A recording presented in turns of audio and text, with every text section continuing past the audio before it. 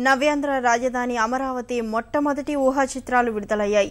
దేశంలో ఏ నగరానికి లేని ప్రత్యేకతలు, 60 లక్షల మంది నివాసానికి వీలుగా ప్రణాళిక, పర్యావరణ సమతుల్యానికి పెద్దపీట, ఈశాన్యం నుంచి సానుకూల శక్తి వస్తుందనే వాస్తు నమ్మకం, అన్ని హంగులతో అమరావతి సీడ్ క్యాపిటల్ ను రూపొందించనున్నట్లు ఊహా చిత్రాల్లో చూపించారు. రాజధాని ప్రాంతం ఎలా ఉండబోతోందో తెలియజేసే 4 చిత్రాలను రాష్ట్ర ప్రభుత్వం విడుదల చేసింది.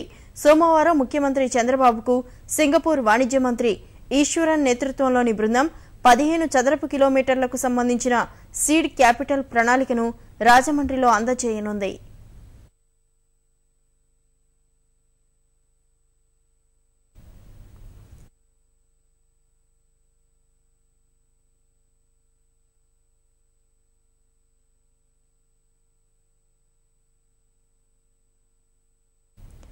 నవ్యాంధ్ర రాజధాని అమరావతి మొట్టమొదటి ఊహా చిత్రాలు విడుదలయ్యాయి.